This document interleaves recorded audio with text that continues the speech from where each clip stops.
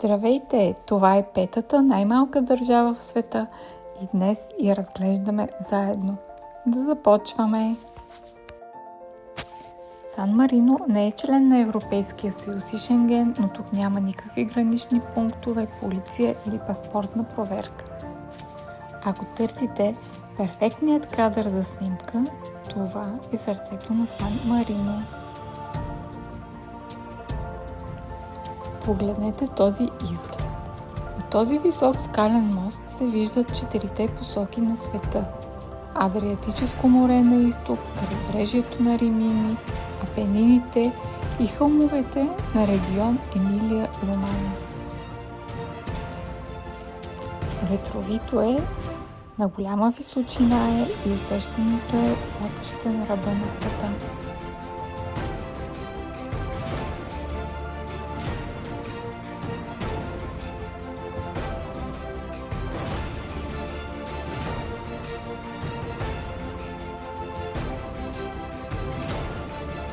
Пътеката към третата кула Монтале се различава напълно от популярната и оживена пътека на вещиците. Тя предлага коренно различно изживяване, изпълнено с тишина, природа и усещане за уединение. Кулата Монтале е толкова важен символ на страната, че е изобразена на монетата от 1 евроцент на Сан Марино.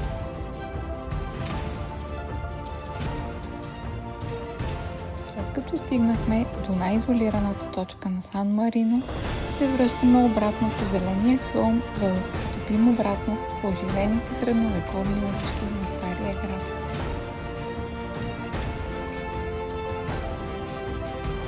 Улиците на Сан Марино са тесни, стръмни и извити, са изсечени директно в скалата на Монте Титано. Те са проектирани така през средновековието, за да затрудняват евентуални нападатели. Едно нещо, което телефона не може да предаде напълно, е колко стръмни са всъщност тези улици. Тук няма нито един равен метър. Или изкачваш баир, или се спускаш по кълдъръма. Тук забравете за токчетата или неудобните обувки. Тази разходка си е чиста кардиотренировка, но пък гледките наоколо те карат да забравиш за умората. Днес по тези улици са разположени десетки малки магазинчета, бутици и сладкарници. Важен детайл за туристите е, че Сан Марино има специален данъчен режим, дюти-фри зона, което прави пазаруването на парфюми, сувенири и кожени изделия много популярно.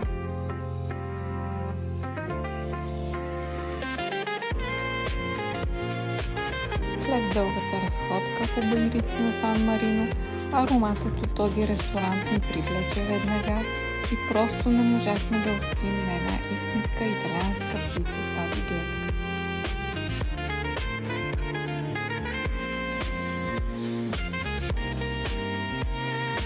След като хапнахме стабилно, имахме нужда от малко свеж въздух.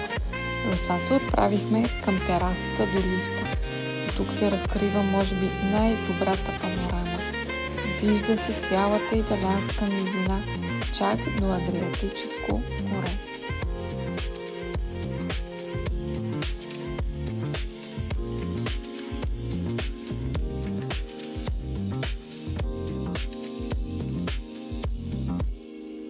Сан Марино е пълен с необичайни места.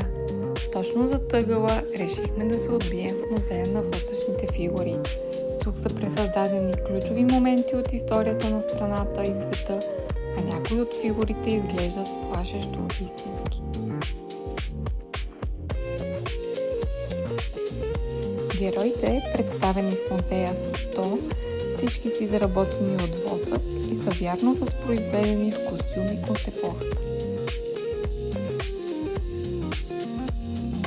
Най-хубавото на този град е, че изкуството е навсякъде.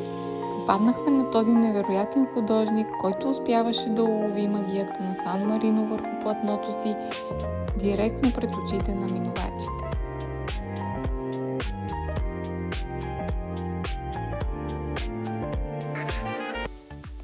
И така, Нашия ден в Сан Марино официално приключва и вече се отправяме обратно към автобуса. Тръгваме си супер щастливи и заредени. Това място наистина ни очарова. От невероятната природа и гледките през уникалното хапване до приятното пазаруване по тесните улички. Ако се чудите дали си заслужава да дойдете тук, отговорът е категорично да. А сега събираме багажа и се отправяме към следващата ни спирка Слънчевия Римини. Чао от нас и до следващото видео!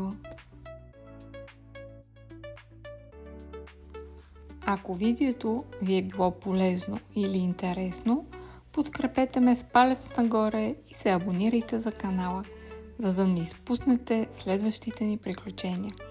Споделете в коментарите кое от местата ви харесва най-много и ще се радвам да си поговорим. До скоро!